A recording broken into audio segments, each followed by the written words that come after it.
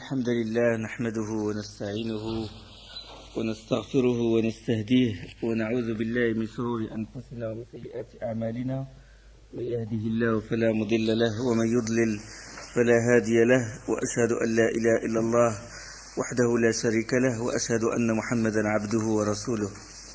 أما بعد، فإن خير الكلام كلام الله، وخير الهدي هدي محمد صلى الله عليه وسلم، وشر الأمور محدثاتها، وكل محدثة بدعة، وكل بدعة ضلالة، وكل ضلالة في النار. On va parler aujourd'hui du troisième degré de la religion, à savoir l'ihsan. On a parlé de l'islam, des piliers de l'islam, avec les preuves dans le Coran et dans la Sunna aussi. Et on a parlé de l'iman, et on a un peu parlé des 6 piliers de l'iman. Et un peu élargi sur le qada ou le qadar. Et maintenant, on va parler du troisième degré qui est l'ihsan. L'ihsan, c'est un degré supérieur que l'iman. C'est un degré supérieur. D'accord? Donc l'ihsan, il est supérieur à l'iman, et l'iman, il est supérieur à l'islam. Et on peut schématiser ça par 3 cercles concentriques. Il y a le cercle au milieu, l'islam. Le cercle qui l'entoure, l'iman. Et le cercle qui entoure le tout, c'est l'ihsan. Et ça, c'est par rapport aux individus. Parce que tout muhsin est mu'min et muslim. Mais tout muslim n'est pas obligatoirement mu'min. Et tout mu'min n'est pas obligatoirement muhsin. قالت الأعراب آمنا قل لم تؤمنوا ولكن قولوا أسلمنا ولما يدخل الإيمان في قلوبكم وإن تطيعوا الله ورسوله لا يلدكم من أعمالكم شيئا إن الله غفور رحيم. Les Bédouins ont dit nous avons l'iman. Dit vous n'avez pas encore l'iman. Dit plutôt nous nous sommes simplement soumis, ou nous avons simplement l'islam. D'accord? Car le vrai iman n'a pas encore pénétré dans vos cœurs. Et si vous obéissez à Allah et à son messager, il ne vous fera rien perdre de vos œuvres. Allah est pardonneur et miséricordieux.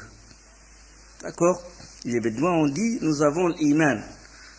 Et Allah subhanahu wa ta'ala a répondu, il dit, il ne faut pas vous vanter, il ne faut pas se dire que vous êtes mu'minin, mais dites simplement que vous êtes musulmans, que vous avez seulement l'islam. Parce que le vrai iman n'a pas encore pénétré dans vos cœurs. Vous avez l'iman qui corrige votre islam extérieur, sinon on va vous appeler des mécréants dans ce cas.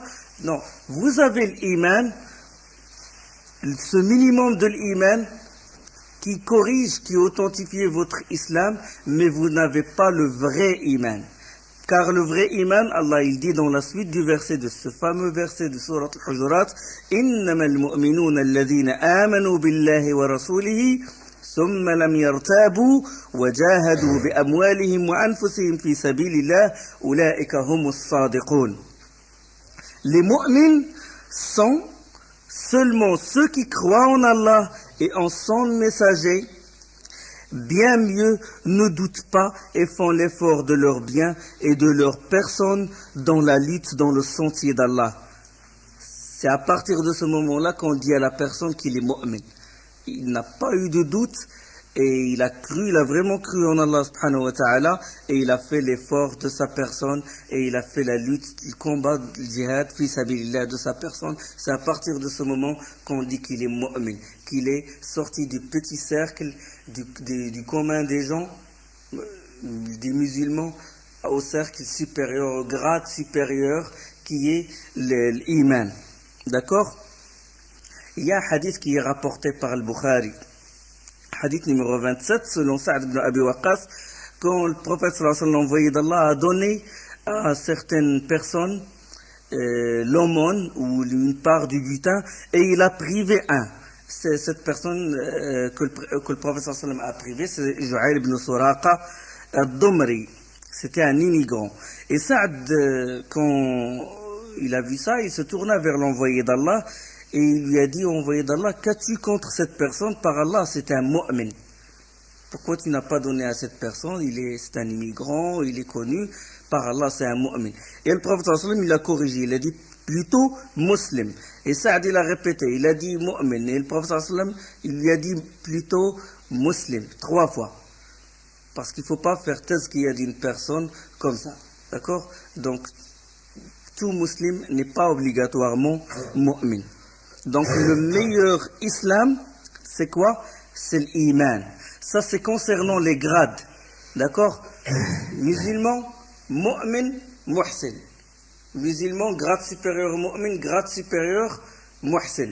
Mais le musulman, il doit obligatoirement avoir un iman.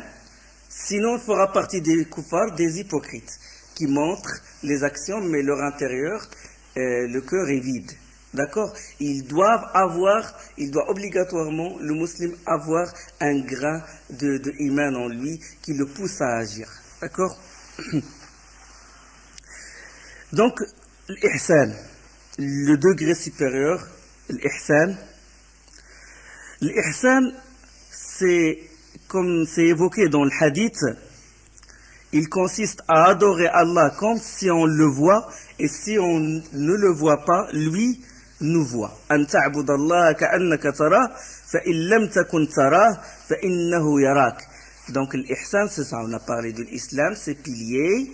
On a parlé de l'iman, les piliers de l'iman. Maintenant, on parle de l'ihsan, qui est un degré supérieur et qui comporte un seul pilier, à savoir que tu adores Allah comme si tu le voyais, et si tu ne le vois pas, lui te voit.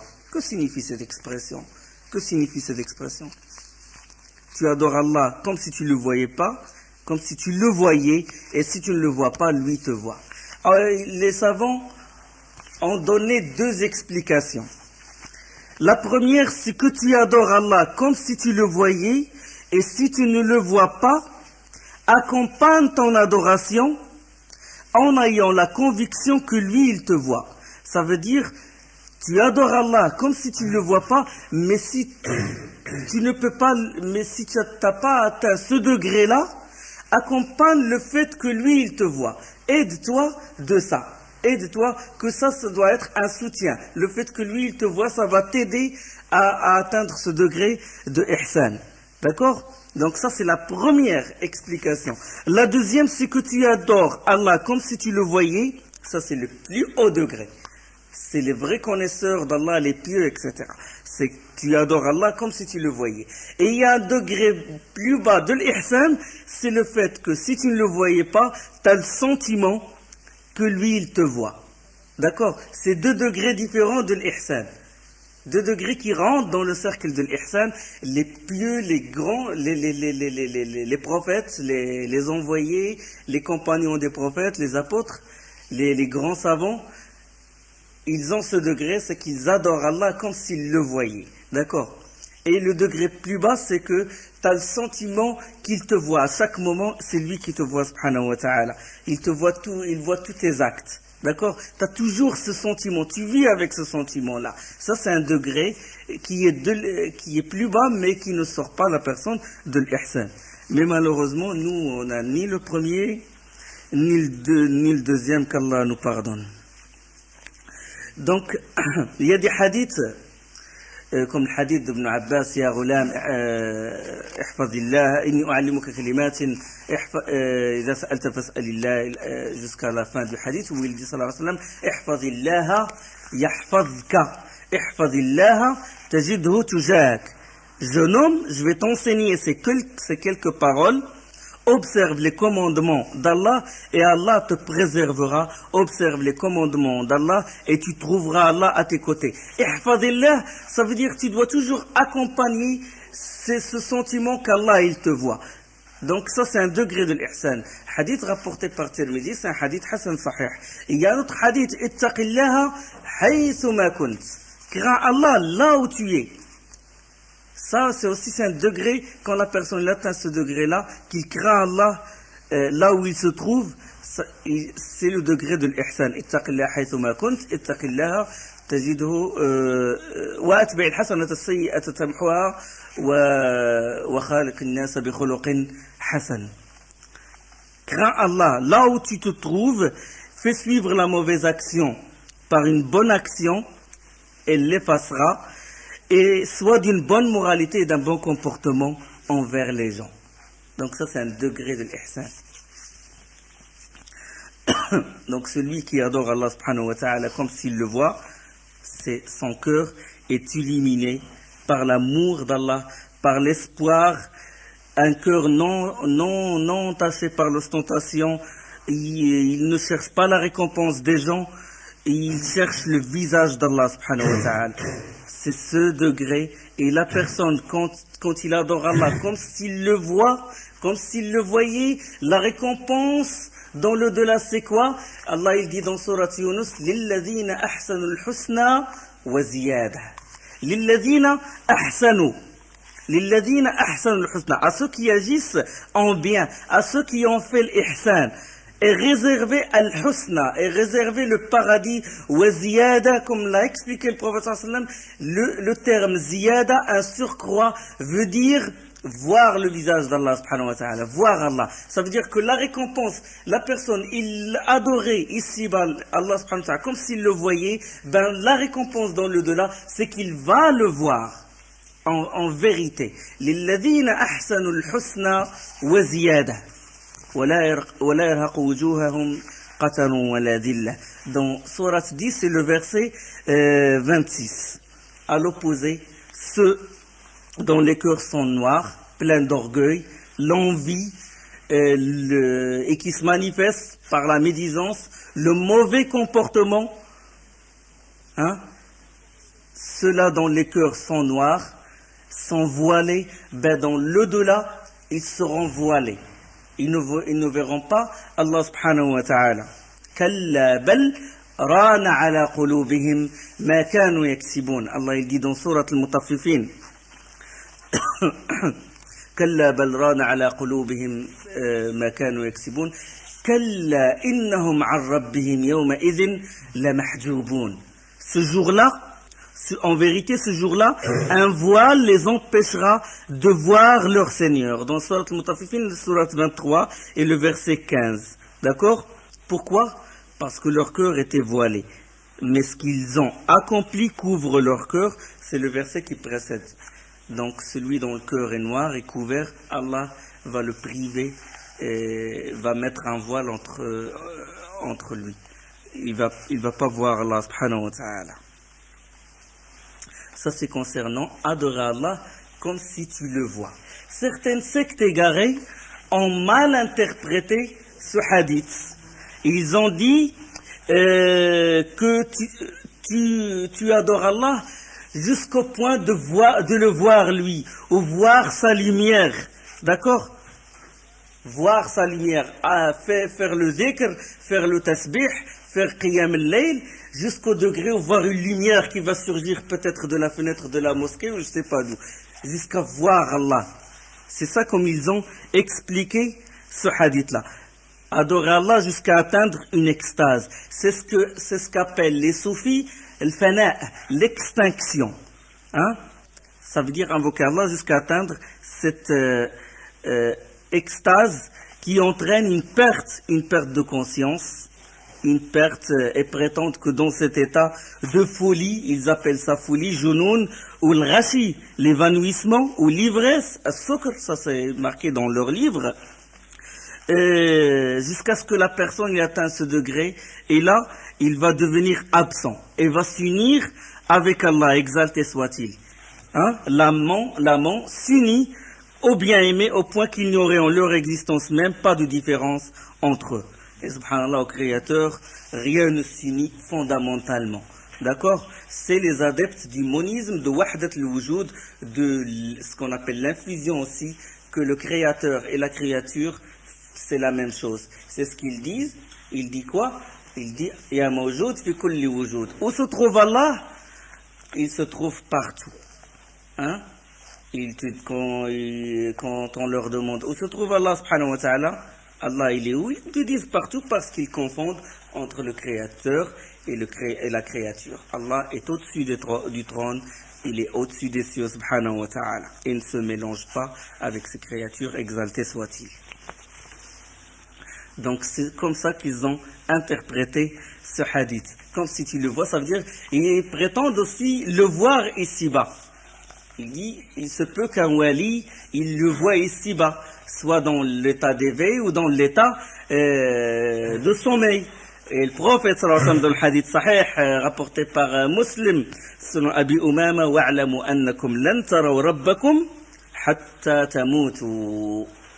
Et soyez sûrs que vous n'allez pas voir votre Seigneur qu'après la mort. Ça veut dire qu'au jour de la résurrection, les pieux, les croyants vont voir Allah subhanahu wa ta'ala. D'accord? Donc la personne, même le prophète sallallahu alayhi wa sallam, n'a pas vu Allah subhanahu wa ta'ala, comme le rapporte Aïcha.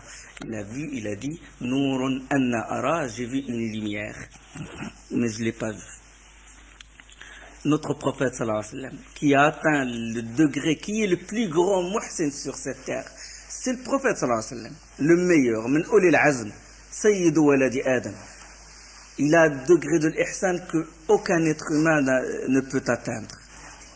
Et pourtant, il n'a pas atteint ce degré d'ivresse ou d'évanouissement. Allah subhanahu wa ta'ala l'a élevé au-dessus des 7 cieux. Sidrat al-Muntaha. Sidrat al-Muntaha. Et il a parlé avec Allah sans interlocuteur. Et Allah lui révéla ce qu'il lui révéla. Le voyage nocturne, il l'a élevé, Allah l'a élevé vers lui et son état n'a pas changé. Il n'a pas subi d'évanouissement, ni d'ivresse, ni de... Sallallahu alayhi wa sallam. Et les compagnons n'ont pas vécu ce genre de choses. C'est ceux qui les ont suivis qui ont vécu ce genre de choses. Jusqu'à ce qu'ils ont innové la danse des derviches tourneurs. Ils tournent dans les mosquées jusqu'à tomber, c'est ça l'extase, c'est ça l'union avec Allah, c'est ça le degré de l'ihsan. C'est pas bien faire ça, c'est mal faire. Donc ça c'est concernant l'ihsan. Il a évoqué Cheikh rahimahullah des hadiths concernant l'ihsan. Comme le verset fait confiance absolue au très cher وتوكل على العزيز الرحيم الذي يراك حين تقوم وتقلبك في الساجدين إنه هو السميع العليم. Fais confiance absolue au très cher, puissant et tout miséricordieux qui te voit et t'observe quand tu te lèves pour la prière et quand tu es parmi les adorateurs prosternés, car il est l'entendeur, l'omniscient. D'accord? Ça, c'est un verset qui montre le degré de l'ihsan. Surat 26, c'est les versets de 117 à 220. Et il y a un verset avant, Inna Allah ma'alladhina attaqaw walladhina hum muhsinun. Allah est avec ceux qui sont pieux et ceux qui sont charitables, bienfaisants. Surat 16, Surat An-Nahl et le verset 128. Allah est avec ceux qui sont pieux. Avec cette présence, Allah, il est vraiment avec eux? Allah, est-ce qu'il est vraiment avec les pieux? Il est avec eux? Oui, il est avec eux, subhanahu wa ta'ala. Il est avec eux tout en étant au-dessus de son trône, et il n'y a aucune contradiction entre le fait qu'il soit au-dessus des cieux et qu'il soit avec les pieux et qu'il soit avec nous. D'accord? Comme l'exemple qu'a donné Ibn Taymiyyah rahmahullah, l'exemple de la lune. Les Arabes, ils disent Ma zilna nasir wal qamaru ma'ana. On marche avec la lune. Hein? On marche et la lune est avec nous. Ou la personne, par exemple, dans une voiture, il dit la lune est toujours avec moi. Il la regarde et est toujours avec lui. Et elle est au-dessus de lui. Donc il n'y a pas de contradiction entre le fait qu'elle soit au-dessus et avec. D'accord? Donc il est vraiment avec le muhsinin, mais il n'est pas mêlé à eux comme prétendent les sectes égarées.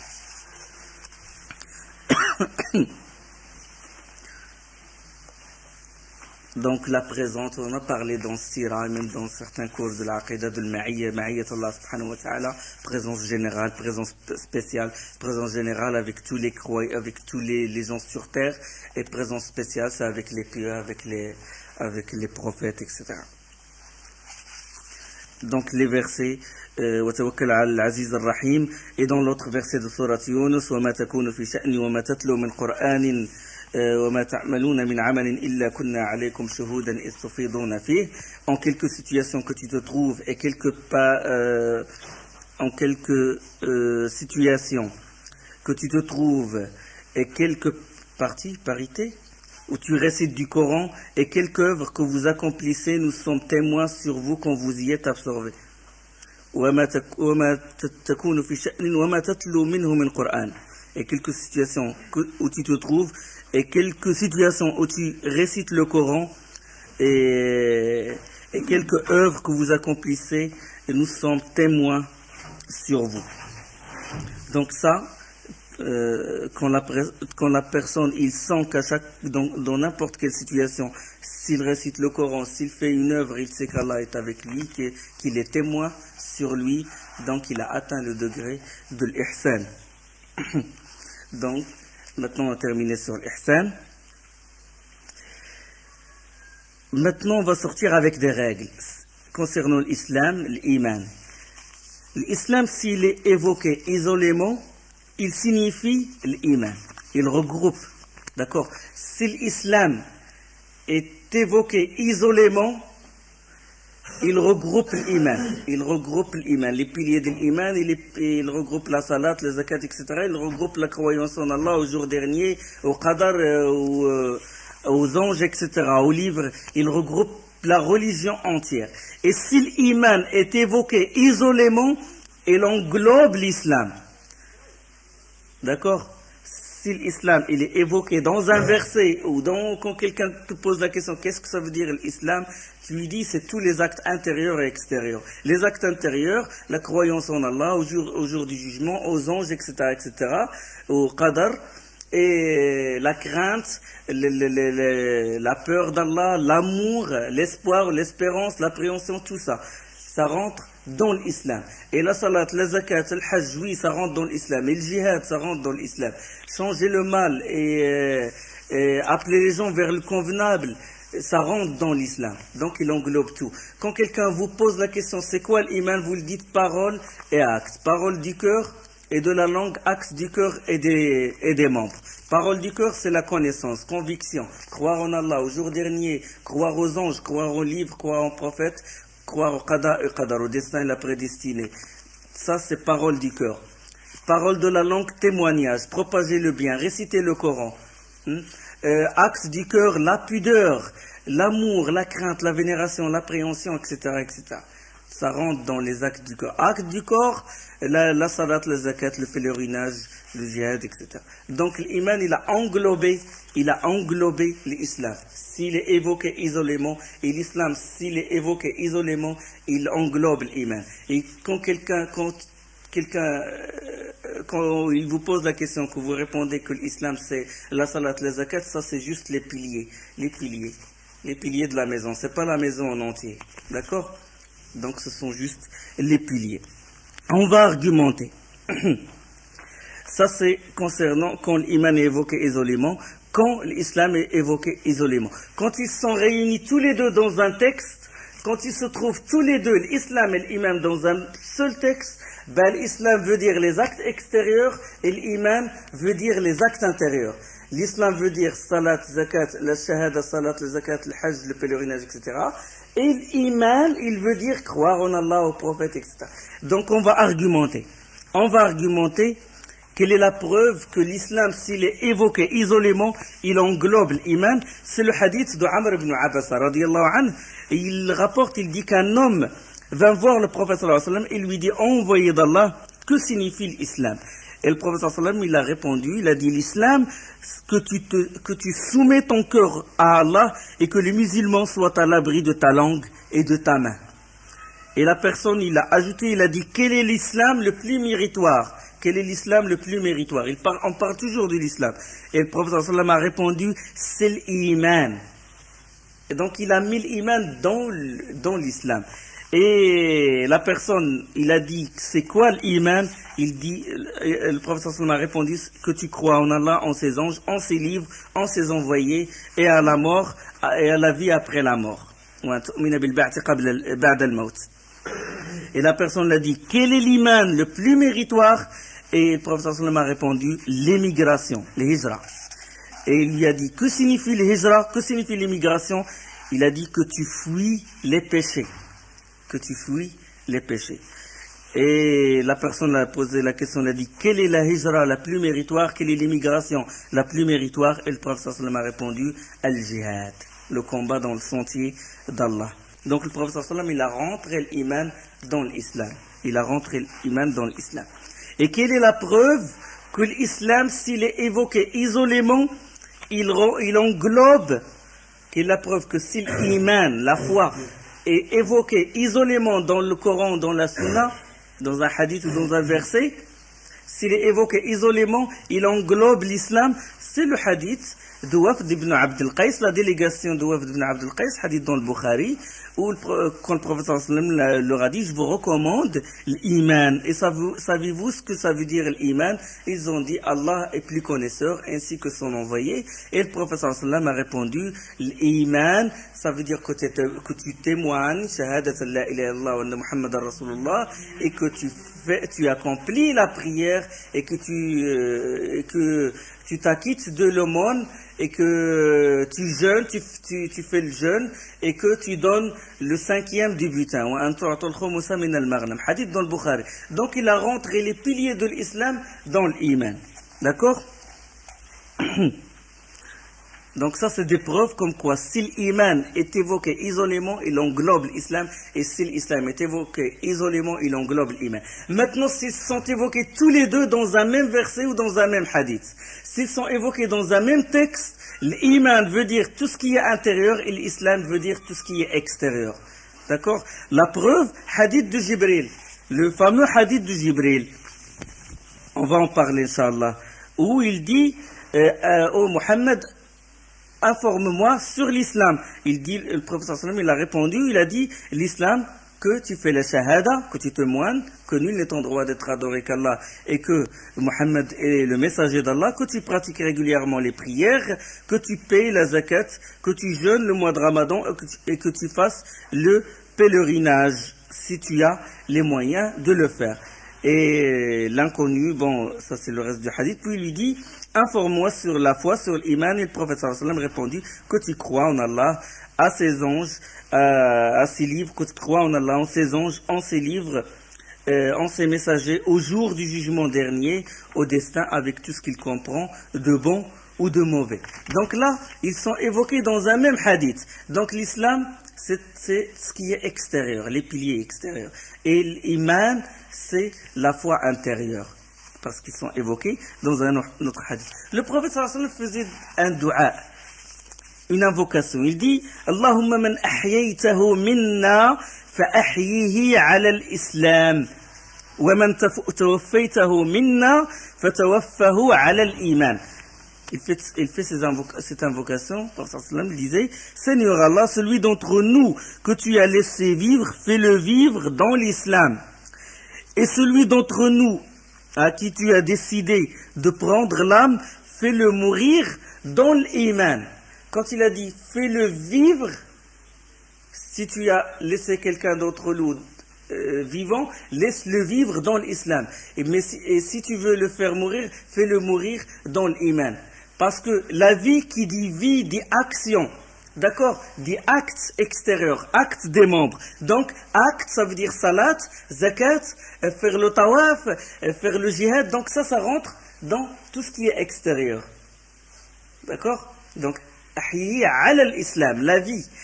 Et si tu vas, il dit, oh Allah, si tu as décidé de nous faire mourir, laisse-nous mourir dans l'iman. Quand la personne est dans il vit les affres ou de la mort ou l'agonie, il est agonisant, est-ce qu'il peut agir? Est-ce qu'il peut faire des actes extérieurs, aller courir? Est-ce qu'il peut faire la prière? Il est dans un état où il ne peut pas bouger. Quelle est la chose qui va lui être utile?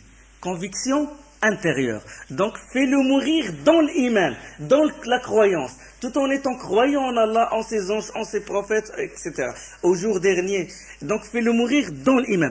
Ils sont les deux, l'iman et l'islam, sont évoqués dans un seul texte. L'iman veut dire la foi intérieure et l'islam veut dire les actes extérieurs.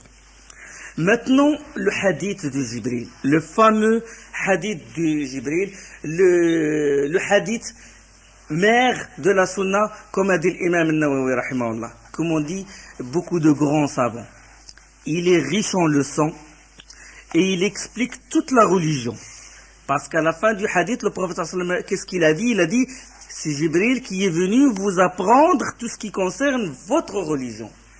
أتاكم جبريل يعلمكم أمر دينكم أو في رواية يعلمكم دينكم. Il vous apprend votre religion. Donc, il y a, c'est riche en leçons, ce hadith-là. Il est rapporté par Muslim. Le texte qu'on a ici, c'est rapporté par Muslim. Dans le Usul Salat, le hadith, le texte, il est de Muslim, rahimahullah, selon Omar ibn al-Khattab. Yahya ibn Ya'mar, selon Yahya ibn Ya'mar, selon Ibn Omar, selon Omar ibn al-Khattab. On a parlé de la chaîne des rapporteurs quand on a évoqué le Qada ou le Qadar, quand Yahya ibn Ya'mar, rahimahullah, et un autre tabi'i, et ils ont trouvé Ibn Omar qui s'apprêtait à rentrer dans la mosquée, et c'est là que Ibn Omar, il leur a rapporté ce hadith-là, qu'il a pris de son père, Omar ibn al-Khattab, radiyallahu anhu. Donc il est rapporté par l'imam Muslim, selon Omar, et apporté par d'autres. Il est rapporté par le Bukhari, par Abu Daoud, Nasa'i, Abu Hayyan, Abu Awana, Ibn Khuzayma, Ahmed fil Muslim, Abu Na'im fil Hilya, Tabarani, al-Bazzar. C'est les grands et d'autres rapporteurs, selon d'autres compagnons, selon Abu Dar, Anas ibn Malik, radiyallahu anhum, Abu Huraira aussi, et d'autres compagnons. Et pour comprendre le sens du hadith, il faut ramener toutes les versions. Il faut ramener parce que les versions, les unes expliquent les autres. Parce que tel compagnon, il a retenu telle chose, l'autre compagnon, il a retenu autre chose. Il se peut qu'un des compagnons, il a retenu une chose, et puis quelqu'un l'a appelé, et il est sorti du cercle où se trouvait le prophète sallallahu alayhi wa sallam, et l'autre compagnon, il a retenu le reste. Donc il faut réunir les versions pour comprendre vraiment le texte. C'est en réunissant les versions, et c'est ça le travail des savants. On réunit tous les textes et on ne doit pas s'entêter sur un seul texte et jeter les autres comme font les innovateurs. Il faut réunir tous les textes pour en déduire la leçon et pour en déduire le hukm shara'i, la loi. D'accord? Il faut réunir. Et l'imam Ibn Hajar al-Asqalani, le grand imam qui a fait l'explication de Bukhari, il a réuni tous les textes. Il a ramené les différentes versions. Avant le hadith là, où Omar radiallahu anhu, il dit, pendant que nous étions un jour assis chez le prophète sallallahu alayhi wa sallam, apparut soudain parmi nous une certaine personne portant des habits tout blancs, etc. Le hadith. Avant les propos de Omar ibn Khattab, Abu Daoud al-Nasa'i, il rapporte que selon Abu Huraira et Abu Dar, que l'envoyé d'Allah s'asseyait au milieu de ses compagnons, et quand un étranger il vient, il ne peut pas savoir qui d'entre les gens est le prophète sallallahu alayhi wa sallam, parce qu'il n'avait pas de signe distinctif, le prophète sallallahu alayhi wa sallam. Et là, les compagnons, ils ont dit au envoyé d'Allah, on va faire quelque chose qui fait que tu te distingues parmi nous, que quand l'étranger il vient, il sait que c'est toi le prophète sallallahu alayhi wa sallam. D'accord? Et il a accepté, et ils lui ont bâti une sorte de plateforme surélevée, comme une sorte de chaise où il s'assoit, sallallahu alayhi wa sallam. Et c'est à partir de là que l'imam al-Qurtubi, un nombre de savants, ils ont dit que le savant, il est souhaitable qu'il s'assoie sur quelque chose qui est surélevé par rapport aux élèves. D'accord? Donc ça, c'est ce qui est dit avant, c'est ce qu'a rapporté. Regardez les leçons qu'on peut tirer en réunissant les hadiths. Donc c'est quelque chose que n'a pas dit Omar, mais qu'a dit Abu Huraira et qu'a dit Abu Dhar. Dans le même hadith, la parole de Omar ibn Khattab, il dit, pendant que nous étions un jour assis chez le prophète sallallahu alayhi wa sallam, apparut soudain parmi nous une certaine personne portant des habits tout blancs, ayant des cheveux très noirs, aucune trace d'un long voyage ne paraissait sur lui. le paraissait sur lui, personne parmi nous ne le connaissait. Ça c'est la version de l'imam Muslim. La version de Nasa'i, il dit il avait un beau visage et une bonne odeur se dégageait de lui, ses vêtements n'étaient pas touchés par quelque saleté. Quelle est la cause de ce hadith? Quelle est la cause maintenant de ce hadith? La cause de ce hadith, c'est que le prophète sallallahu alayhi wa sallam a dit aux compagnons, posez-moi des questions.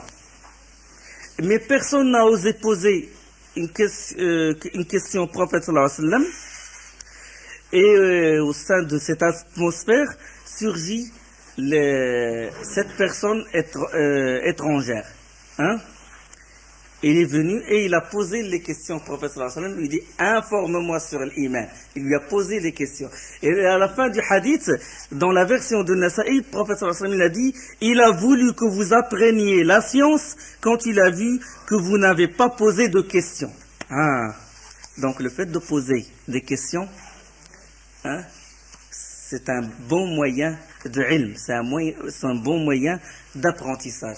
La science, c'est en posant et en attendant la réponse. D'accord? Donc ça, c'est une leçon à retenir.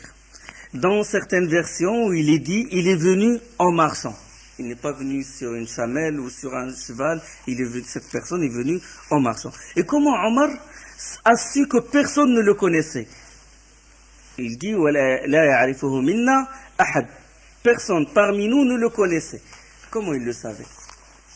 La réponse, c'est que soit Omar, il a jugé que personne ne le connaissait d'après ce qu'il sait lui, s'il connaît les gens, donc il a dit ce qu'il a estimé lui, il a estimé que personne ne le connaissait. Ou bien, la deuxième version, c'est qu'il a entendu les gens qui étaient présents dire qu'ils ne le connaissaient pas. Et cette version, Ibn Hajar al-Asqalani, il l'a choisi, il a dit, parce que dans la version rapportée par l'imam Ahmed, il dit, les compagnons se sont regardés les uns des autres et ils ont dit, nous ne connaissons pas cette personne. Vous savez quand on réunit les versions, comment on arrive, comment on tire les leçons. Il s'avança pour venir s'asseoir en face du prophète sallallahu alayhi wa sallam. Une personne étrangère, personne ne le connaissait, les cheveux tout noirs, les vêtements blancs, il se dégageait de lui une belle odeur, et il n'était pas sur sa monture, personne ne le connaissait, d'où il vient. Les gens étaient étonnés parce que d'habitude quand un étranger il vient, ça veut dire qu'il a fait un long voyage et ses vêtements doivent avoir de la poussière, il ne prenait pas l'avion à l'époque, et donc les compagnons étaient étonnés de la réaction de cette personne. Il s'avança et s'assoit en face du prophète sallallahu alayhi wa sallam. Hatta jalasa ila an-nabi sallallahu alayhi wa sallam. Dans une version selon Sulayman Taymi, selon Yahya ibn Ya'mar, selon Ibn Omar, une autre version, il a enjambé les gens. Il a piétiné tout le monde, il est allé s'asseoir en face du prophète sallallahu alayhi wa sallam. D'accord? Il est allé s'asseoir en face du prophète sallallahu alayhi wa sallam. Et la suite du hadith, فَأَسْنَدَ رُكْبَتَيْهِ إِلَى رُكْبَتَيْهِ وَوَضَعَ كَفَّيْهِ عَلَى فَخِذَيْهِ.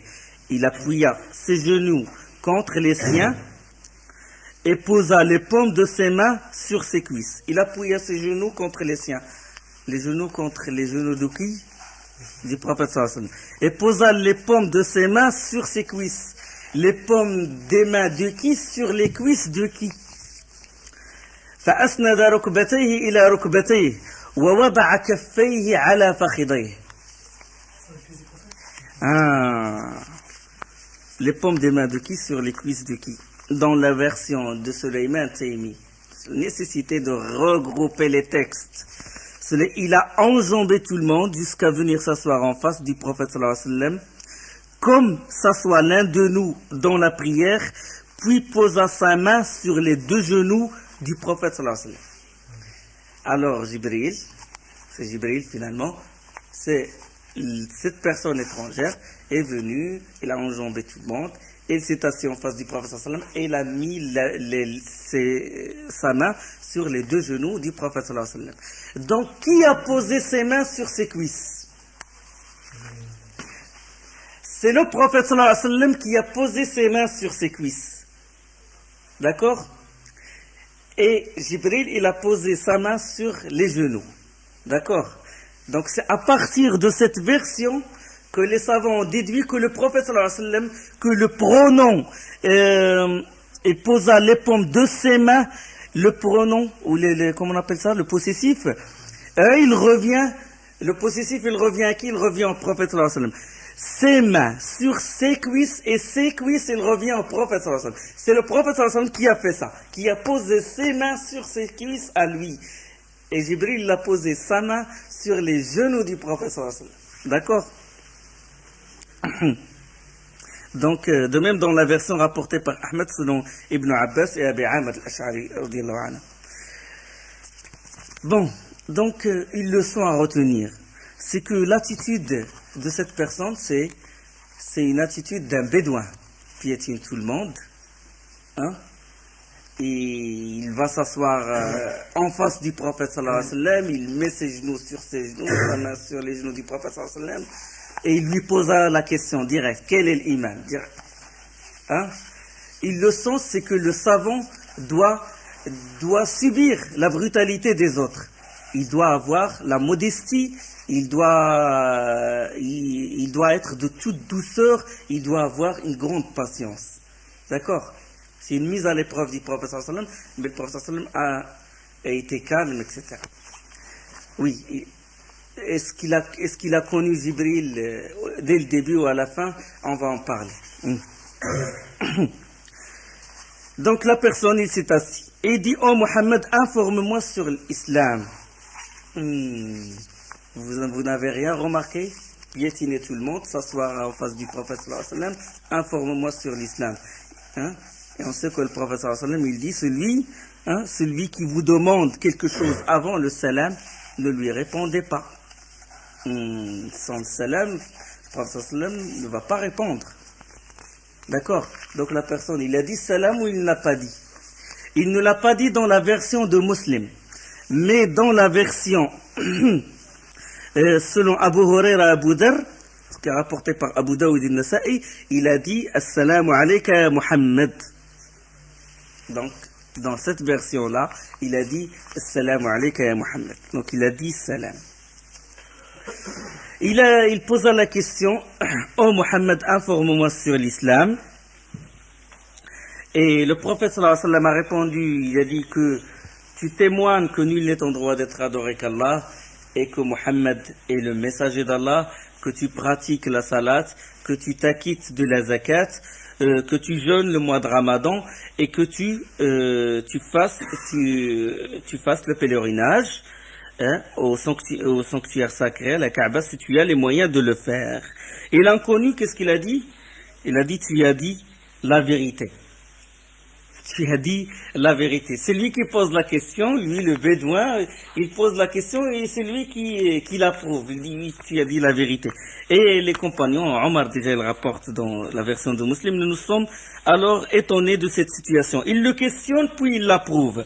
Dans une autre version, il disait, les compagnons, regardez-le comment il le questionne et regardez-le comment il l'approuve. Dans la version selon Anas, il dit, regardez-le le questionner, puis l'approuver comme s'il est plus savant que lui. D'accord? Dans une autre, ils ont dit, on n'a jamais vu une personne semblable à cette personne. C'est comme si l'enseignant l'envoyé d'Allah en lui disant, tu as dit la vérité, tu as dit la vérité. Donc ça, c'est les différentes versions. Donc, informe-moi sur l'islam. Le prophète sallam a répondu, et la personne l'a dit, tu as dit vrai, et puis lui demande ensuite, informe-moi sur l'iman. Et le prophète sallam a répondu que tu crois en Allah, en ses anges, en ses livres saints, en ses messagers, au jour du jugement dernier, au destin avec tout ce qu'il comprend de bon ou de mauvais. Donc, le prophète sallam il a répondu par les actes du cœur, par ce qui est croyance, la foi intérieure. Tu crois en Allah au jour dernier, etc. D'accord? Donc ça, il lui posa la deuxième question concernant L'iman, d'accord. On a parlé des piliers de l'islam, on a parlé des piliers de l'iman. Inch'Allah, c'est clair. Maintenant, la suite du hadith. Où il lui posa la question sur l'ihsan. Il a répondu, sallallahu alayhi wa sallam, il dit que tu adores Allah tout comme si tu le vois, si tu le voyais, et si tu ne le vois pas, lui te voit. On a parlé, nous, de l'ihsan. Il lui demanda ensuite, la personne, il dit, informe-moi sur l'heure. Informe-moi sur l'heure du jugement dernier. Il dit, sallallahu alayhi wa sallam, celui qui est interrogé n'en sait pas plus sur elle que celui qui l'interroge. Et on va l'expliquer dans la suite, inshallah. Subhanakallah wa bihamdik. Ashhadu an la ilaha illa ant. Astaghfiruka wa atubu ilayk.